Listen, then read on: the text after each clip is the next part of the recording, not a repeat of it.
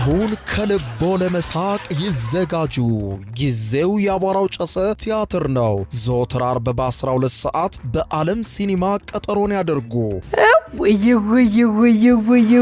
አቧራው ጨሰ ቅድስት ገብረስላሴ፣ ቃል ኪዳን ታምሮ፣ ሱራፌል ብስራትና አቤል ብርሃኑ የወይኗ ልጅ በድንቅ ሁኔታ ይተውኑበታል።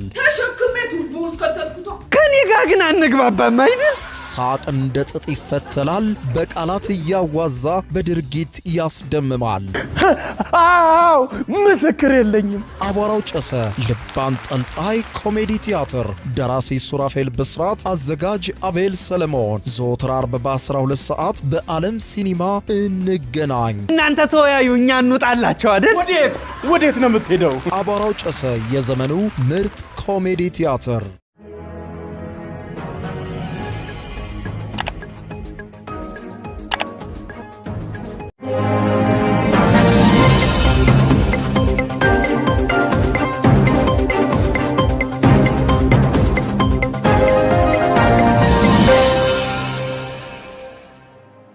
ጤና ይስጥልኝ ክቡራትና ክቡራን የዩቲዩብ ቻናል ቤተሰቦች፣ ሰበር መረጃ ተሰምቷል። በርከት ያሉ ሰበር መረጃዎች ዩቲዩብ ላይ ሲጫኑ ቀድሞ ለእናንተ የማስታወቂያ መልእክት ወይም ኖቲፊኬሽን እንዲደርሷችሁ የዩቲዩብ ቻናሌን ሰብስክራይብ በማድረግ የደወል ምልክቷን መጫን አትዘንጉ።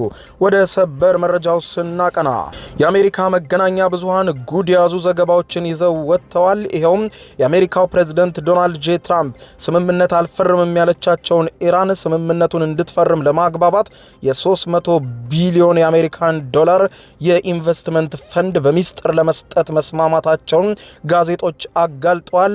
መረጃው ከወጣ በኋላ በርካቶችን ጉድ እያሰኘ ነው። በዝርዝር አስደምጣቸዋለሁ። በሌላ በኩል የፊታችን ዓርብ እስኪፈረም ድረስ በሚስጥር ይጠበቅ የተባለው የአሜሪካና የኢራን ስምምነት ሾልኮ ሲኤንኤን እጅ ገብቷል። ሲኤንኤን መረጃውን በይፋ በመገናኛ ብዙሃን በሰበር ዜና ለዓለም ሕዝብ አጋርቶታል። በሰነዱ ላይም ጉድ በሚያሰኝ ሁኔታ ትራምፕ ሲሉት የነበረው አንድም ነገር አለመገኘቱ ተመልክቷል። ይኸውም ኢራን የሆርሙዞች መጠን እንድትከፍትና ከዚህ በኋላ እንደ ከዚህ ቀደሙ የዓለም አቀፍ ንብረት ሆኖ እንዲቀጥል የሚለውና እሳቸው በተደጋጋሚ አረኩት ያሉት ነገር በፍጹም በሰነዱ ላይ እንዳልተጠቀሰ ተጋልጧል። ይህም በርካቶችን እያነጋገረ ባለበት በአሁኑ ሰዓት ደግሞ በተመሳሳይ ኢራን የውክልና ኃይሎቿን እንዳታስታጥቅ መሳሪያዎቿን እንዳታመርት የሚሉ ምንም አይነት ነገሮች በአንቀጹ እንዳልተካተቱም ጭምር ተመልክቷል። ይህም ደግሞ እስራኤልን በከፍተኛ ሁኔታ አስደንግጧል። ዝርዝሩን ታደምጡታላችሁ። በሌላ በኩል የእስራኤል መገናኛ ብዙሃን ደግሞ እየዘገቡት እንዳለው ከሆነ በፕሬዝዳንት ዶናልድ ጄ ትራምፕና በእስራኤሉ ጠቅላይ ሚኒስትር ቤንያሚን ኔታንያሁ መካከል ከፍተኛ የከረረ ጸብ መከሰቱን ተመልክቷል። ሁለቱ መሪዎች የገቡበት የከረረ ጸብን በተመለከተ የእስራኤል መገናኛ ብዙሃን ምን ዘገቡ የማስደምጣቸው ይሆናል። በሌላ በኩል የእስራኤል መገናኛ ብዙሃን ተንታኞችም እንዲሁ በኔታንያሁ ላይ ተነስተውባቸዋል። ኔታንያሁን በተመለከተ የሚያወጧቸው ዘገባዎች በጣም አስገራሚ ሆነዋል። በዝርዝር የምታደምጧቸው መረጃዎች ናቸው። እስከ ፍጻሜ ቆዩ። ዝርዝሩን አድምጡ ግብዣዬ ነው። ወደ መረጃዎቹ አለፍኩ። አብረን ዝርዝሩን እንከታተለው። በቅድሚያም የኢራንና አሜሪካን ድርድር አስመልክቶ መገናኛ ብዙሃን ጉድ ያሰኘ ዜና አጋለጡ። የአሜሪካው ፕሬዝዳንት ዶናልድ ጄ ትራምፕ እምቢኝ ያለችውን ኢራንን በእጄ ብላ ስምምነቱን እንድትፈርምላቸው 300 ቢሊዮን የአሜሪካን ዶላር የኢንቨስትመንት ፈንድ በሚስጥር ለመስጠት መስማማታቸውን አጋልጠዋል። በዩናይትድ ስቴትስና በኢራን እስላማዊ ሪፐብሊክ መካከል ተደርሷል የሚባለውና ትራምፕ ታሪካዊ በማለት የሚጠሩት የስምምነት ማዕቀፍ ለኢራን በርካታ በረከትን ያትረፈረፈ ነው ሲሉ መገናኛ ብዙሃን ያጋለጧቸው የሰነድ መረጃዎች አረጋግጠዋል። ለኢራን ታላቅ የኢኮኖሚ በረከት ያመጣል የተባለ ግዙፍና የ300 ቢሊዮን አሜሪካን ዶላር የኢንቨስትመንት ፈንድ መዋቅር መዘርጋቱን ታዋቂው ዓለም አቀፍ የዜና ወኪል ሮይተርስ የዜና ወኪል ስማቸው እንዳይጠቀስ የፈለጉም ከፍተኛ የደህንነት ምንጮችን ዋቢ በማድረግ ዜናውን ለመጀመሪያ ጊዜ ለዓለም አጋልጧል። እንደ ሪፖርቱ ገለጻ ከሆነ ከዚህ ግዙፍ የገንዘብ መጠን ጀርባ ከግማሽ በላይ የሚሆነው ማለትም ከ150 ቢሊዮን አሜሪካን ዶላር በላይ የሚሆነው ቀድሞውኑ በተለያዩ ዓለም አቀፍ ግዙፍ ኩባንያዎች አማካኝነት በይፋ ቃል ተገብቶ ወደ ኢራን መጓጓዝ ጀምሯል ይላል።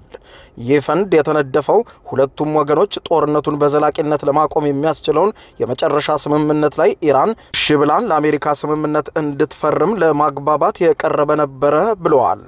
በመጪው አርብ ዕለት ዋሽንግተንና ኢራን በጄኔቫ ከተማም በአካል ተገናኝተው ስምምነቱን ለመፈረም በሚዘጋጁበት በዚህ ሰዓት የእንግሊዙ ሮይተርስ የዜና ወኪል ያጋለጠው አስገራሚ ሚስጥር ደግሞ ይህ ፈንድ ሙሉ በሙሉ በግል ኢንቨስትመንት ዘርፍ የሚሸፈን መሆኑን የሚገልጥ ነው። ይህም ማለት በፈንድ ውስጥ ምንም አይነት የመንግስት በጀት፣ የግብር ከፋይ የገንዘብ እርዳታ ወይም የእርዳታ ስጦታን አይካተትም።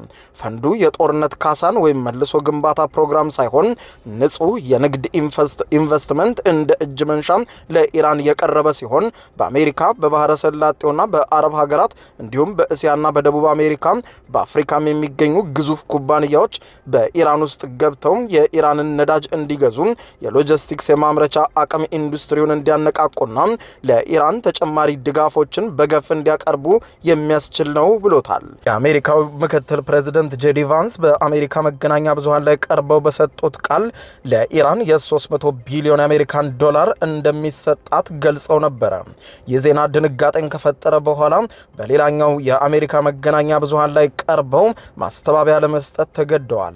እኛ ያልነው 300 ቢሊዮን እስከ 400 ቢሊዮን አሜሪካን ዶላር ኢራን የምታገኝበትን መንገድ የተለያዩ ኢንቨስተሮች ገብተው ኢንቨስት እንዲያደርጉና እንዲሰጧት እናደርጋለን እንጂ የአሜሪካውያን ግብር ከፋዮችን ገንዘብ እንሰጣለን አይደለም ሲሉ ሁኔታውን ለማረም ሲጋጋጡ ታይተዋል። ስምምነቱ በግልጽ የሚያስቀምጠው ኢራናውያን ከአሜሪካ መንግስት ሳንቲም አያገኙም፣ ኢራናውያን በሰላማዊ መንገድ ከተጓዙ ማዕቀቦችም ከተነሱላቸው ከዓለም አቀፉ የኢኮኖሚ ስርዓት ጋር ይቀላቀላሉ፣ መዋዕለ ንዋያቸውንም የሚያፈሱ የተለያዩ ድርጅቶችም ወደ ኢራን ይገባሉ ነው ሲሉ ሁኔታውን ለመሸፈን ቢሞክሩም ነገር ግን ከዚህ ጀርባ ያለው ሌላ ነው ይላል ሮይተርስ የዜና ወኪል ሲዘግብ። ኢራናውያን ስምምነቱን ትራምፕ እንደፈቀዱት አንፈርምም በማለታቸው ስምምነቱን በጄ ብለው እንዲፈርሙ ለማግባባት ሲባል ለኢራናውያን 300 ቢሊዮን አሜሪካን ዶላር የሚያወጣ የኢንቨስትመንት ፈንድ ከተባበሩት አረብ ኤሚሬትስና ከቀጠናው ሀገራት በቀጥታ ወደ ኢራን እንዲዘንብ ለማድረግ ነው በስምምነቱ ቃል የገቡት ተብሏል። ይህ በዚህ እንዳለ በአሜሪካና በኢራን መካከል ተፈርሟል የተባለውና በመጪው አርብ ደግሞ በአካል ለመፈረም የተዘጋጀው የሚስጥር የመግባቢያ ሰነድ ረቂቅ ጽሑፉ እስካሁን ለሕዝብ ይፋ ባይደረግም ሚስጥራዊነቱ ተጠብቆ የቆየ ቢሆንም ታዋቂው የዜና አውታር የአሜሪካው CNN ግን ከፍተኛ አሜሪካ ባለስልጣናትን በእጅ አዙር ጠይቄ ሰነዱ እጄ ገብቷል ሲል ለመጀመሪያ ጊዜ ይፋ አድርጓል። የሰነዱ ሙሉ ኮፒ እጄ ነው ያለው CNN የስምምነቱን ነጥቦችም በይፋ አጋርቶታል። በዚህ ሰነድ ውስጥ የተገለጠው አስደንጋጭ እውነታ ትራምፕ እንዳሉት የሆርሙዝ ወሽመጥ በድርድር መድረኩ ላይ ዋነኛውና ማዕከላዊው አጀንዳ እንደነበረ ቢሆንም ነገር ግን በረቂቅ ሰነዱ ላይ ፈጽሞ የሆርሙዝ ወሽመጥ የሚል ስያሜ ጭምር እንደሌለና የሆርሙዝ ወሽመጥን ስለማስከፈት ኢራን በምንም አይነት መልኩም በሰነዱ ላይ ቃል እንዳልገባች አመልክቷል። ሰነዱ የሚለው በፋርስ ባህረ ሰላጤና በኦማን ባህር መካከል ያለው የዓለም መርከቦችን ፍሰት በሚቀጥሉት 30 ቀናት ውስጥ ወደ ነበረበት የቅድመ ጦርነት ደረጃ ይመለሳል የሚል ብቻ ሲሆን የዚህን ስትራቴጂካዊ የነዳጅ ማስተላለፊያ በር የወደፊት ህጋዊና ወታደራዊ ሁኔታ ግን በፍጹም በአሻሚነት ትቶት አልፏል።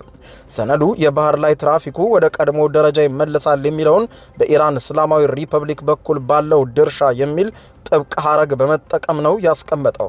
ይህም ማለት ኢራን አሁንም በወሽመጡ ላይ የራሷን ወታደራዊ ቁጥጥርና የፍተሻ መመሪያዎች የመተግበር መብት እንዳላት በተዘዋዋሪ የሚያሳይ ነው ብለዋል።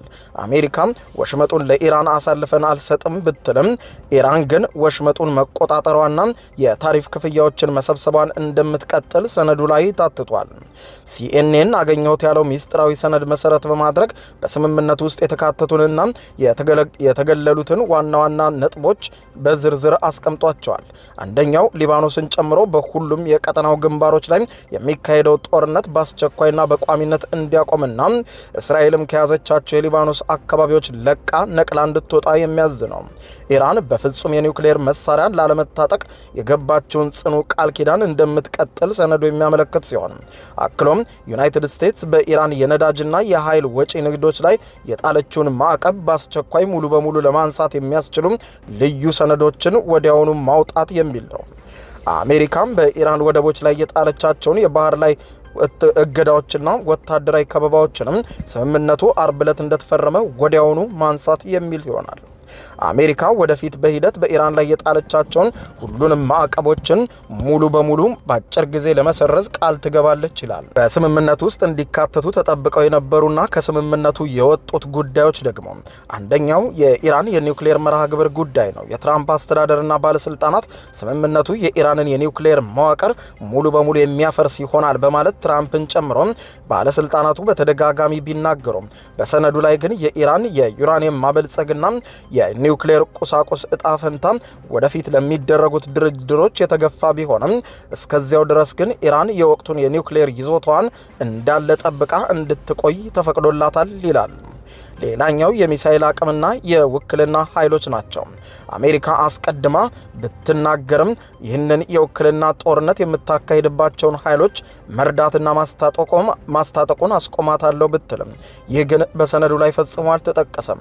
በረቂቅ ሰነዱ ላይ ኢራን ስለምታመርታቸው የባላስቲክ ሚሳኤሎች ብዛትም ሆነ በቀጠናው ለምትደግፋቸው የታጣቂ ኃይሎች የምታደርገውን ድጋፍ የሚያግድ ምንም አይነት አንቀጽም ሆነ ቃል እንዳልተቀመጠ ተመልክቷል። ይህ በዚህ እንዳለ እስራኤል እንዳታየውና ሰነዱ እጇ እንዳይገባ በፍጹም የተከለከለችውና የአሜሪካና የኢራን ስምምነቱም መፋጠኑን ተከትሎ የአሜሪካው ፕሬዝዳንት ዶናልድ ጄ ትራምፕና በእስራኤሉ ጠቅላይ ሚኒስትር ቤንያሚን ኔታንያሁ መካከል ያለው ግንኙነት ፍጹም ወደ ከፋ ደረጃ በመሸጋገር ላይ መሆኑን የእስራኤል መገናኛ ብዙሃን በሰፊው እየዘገቡ ነው። በእስራኤል ውስጥ ከፍተኛ ተቀባይነት ያለው ታዋቂው የዲኦት አህሮኖት ጋዜጣ እንዳጋለጠው ከሆነ ፕሬዝዳንት ትራምፕ በኔታንያሁ ደካማ አፈጻጸምና የጦርነት አካሄድ ላይ ያላቸውን ቁጣና ብስጭት ወደ ላቀ ደረጃ አሻቅቧል ይላል ጋዜጣው። የአሜሪካ አስተዳደር ባደረገው ግምገማ እስራኤል ስለ ጦርነቱ አካሄድና ስለ ቀጠናው ሁኔታ ለአሜሪካ የምታቀርባቸው የስለላ ሪፖርቶች መሬት ላይ ካለው ተጨባጭ ወታደራዊ እውነታ ጋር ፍጹም የማይገጣጠሙና የተዋሹ መሆናቸውን ተደርሶበታል ይላል።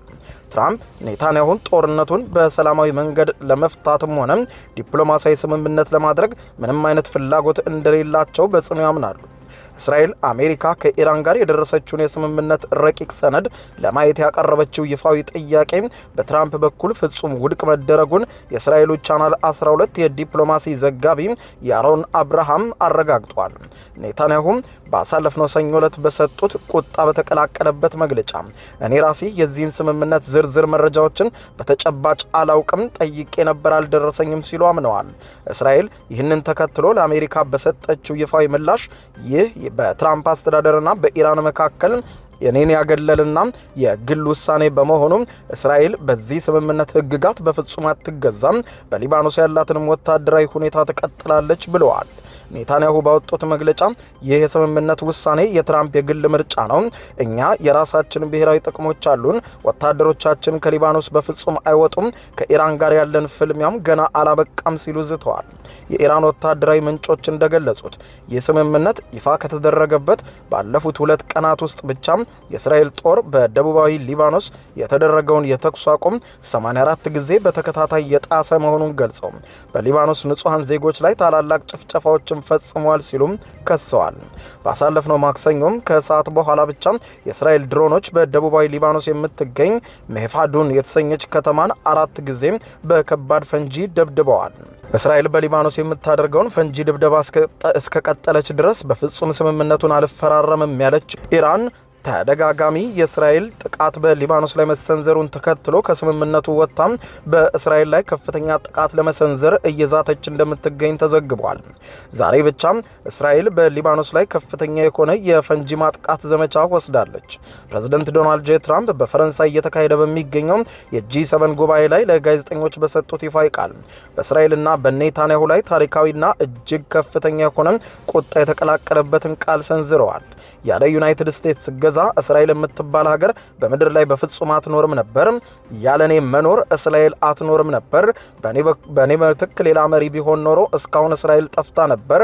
እድሜ ለኔ ይበሉ። እኔን ግን አሁን ላይ ስምምነት ልፈራረም ስል ጋሬጣ ሆኑብኝ ሲሉ ትራምፕ አማረዋል። ስለ ቤንያሚን ኔታንያሁ ሊባኖስን በተመለከተ ከዚህ የበለጠ ኃላፊነት የተሞላበት እርምጃ ሊያሳይ ይገባ ነበር ሲሉ ተችተዋል። እንደ አክሲዮስ የዜና ወኪል ዘገባ ከሆነ ትራምፕ እስራኤል አሜሪካ ከኢራን ጋር ልትፈራረም ጥቂት ሰዓታት ሲቀራት በቤሩት ላይ የፈጸመችውን የአየር ጥቃት በማስመልከት በአማካሪዎቻቸው የገለጹት ቁጣና ጸያፍ ስድቦችን ጭምር ያካተተ እንደነበር ዘግቧል። ይህንን ክስተት ተከትሎ የእስራኤል ታዋቂ የፖለቲካና የመከላከያ ተንታኞች በኔታንያሁ ላይ እጅግ የበረታን የውርደት ፍርድ እየሰነዘሩ ይገኛሉ። በእስራኤል ውስጥ ከፍተኛ ተነባቢነት ያለው የእስራኤሉ ሃሬትስ የተሰኘው ጋዜጣ ላይ ታዋቂ አምደኛ የሆነው ዮሲ ቨርተን በጋዜጣው ላይ እንደጻፈው ኔታንያሁ አሁን ባለው እውነታ ማንም ተጨባጭ ወታደራዊ ባለሙያ ሊገልጸው በሚችለው ታላቅና ግዙፍ ስልታዊ ሽንፈት ላይ እስራኤልን ጥሏታል ብለዋል። ኢራን አሁን ላይ የተትረፈረፈ ነገር ከአሜሪካ እያገኘች ነው ብለዋል። የማህሪፍ ጋዜጣ ከፍተኛ ተንታኝ ቤን ካስቲብ በበኩላቸው ፕሬዝዳንት ዶናልድ ጄ ትራምፕ ኔታንያሁን በፍጹም ባልተጠበቀ ሁኔታ ከሚንቀሳቀስ አውቶቡስ ስር ወርውሮታል ብዬ ነው መግለጽ የምችለው ብለዋል። የዋላ የዜና ማዕከል ከፍተኛ የፖለቲካ ተንታኝ ባራክ ሲሪ ሁኔታውን ሲያጠቃልሉ ይህ አሜሪካ እስራኤልን ሳታማክር ከኢራን ጋር የደረሰችበት የሚስጥር ስምምነት በኔታንያሁ የ30 ዓመታት ረጅም የፖለቲካ ታሪክ ውስጥ የደረሰባቸው እጅግ ታላቁና መራራው ውርደት ነው ብዬ ነው መደምደም የምችለው ሲሉ ተናግረዋል። ክብራትና ክብራን የዩቲዩብ ቻናል ቤተሰቦች የመካከለኛው ምስራቅ ግለት አሁንም ወደ መቃጫ ይደርሳል ቢባልም አሁንም ቢሆን ከፍተኛ ውጥረትን እንዳዘለ ቀጥሏል። በጉዳዩ ዙሪያ ተጨማሪ መረጃዎች ሲኖሩ ተከታትዬ የማቀብላችሁ ይሆናል። እስከዚያው በያለንበት የዓለም ዳር ቸር እንቆይ። አሁን ከልቦ ለመሳቅ ይዘጋጁ። ጊዜው የአቧራው ጨሰ ቲያትር ነው። ዘወትር አርብ በ12 ሰዓት በዓለም ሲኒማ ቀጠሮን ያደርጉ። ወይ አቧራው ጨሰ ቅድስት ገብረ ስላሴ፣ ቃል ኪዳን ታምሮ፣ ሱራፌል ብስራትና አቤል ብርሃኑ የወይኗ ልጅ በድንቅ ሁኔታ ይተውኑበታል። ከኔ ጋር ግን አንግባባም አይደል? ሳቅ እንደ ጥጥ ይፈተላል። በቃላት እያዋዛ በድርጊት ያስደምማል። አዎ ምስክር የለኝም። አቧራው ጨሰ ልብ አንጠልጣይ ኮሜዲ ቲያትር። ደራሲ ሱራፌል ብስራት፣ አዘጋጅ አቤል ሰለሞን። ዘወትር አርብ በ12 ሰዓት በዓለም ሲኒማ እንገናኝ። እናንተ ተወያዩ፣ እኛ እንውጣላቸው አይደል? ወዴት ነው የምትሄደው? አቧራው ጨሰ የዘመኑ ምርጥ ኮሜዲ ቲያትር። የዩቲዩብ የስኬት ሚስጥሮችን በዝርዝር የያዘው የአቤል ብርሃኑ የወይኗ ልጅ መጽሐፍ ሁለተኛ እትም በገበያ ላይ። ዩቲዩብ ለመጀመር በአጭር ጊዜ ስኬትን ለመቀዳጀት አስበዋል? ዩቲዩብ ብጀምር ስንት ብር አገኘሁም ብሎ አስበዋል? እንግዲያውስ በዩቲዩብ 2 የወርቅ 3 የብር ሽልማቶችን ያገኘው የአቤል ብርሃኑ የወይኗ ልጅ የዩቲዩብ ሚስጥሮች መጽሐፍ በዝርዝር ሁሉንም ያብራራሉታል። ዛሬውኑ ገዝተው ህልሞን እውን የሚያደርጉበትን የዩቲዩብ የስኬት መንገድ ይጀምሩ። በሀገር ቤት አከፋፋይ አዲስ አበባ ሜክሲኮ ኮሜርስ መጽሐፍት መደብር። በውጭ ሀገራት ለምትገኙ ከአማዞን ላይ ብታዙ በቀናት ውስጥ ደጁ ይደርሳል። የአማዞን ሊንኩን እዚህ ቪዲዮ ኮሜንት ላይ ያገኙታል። የዩቲዩብ ሚስጥሮች ዘመኑ ጋር ተፈላጊ መጽሐፍ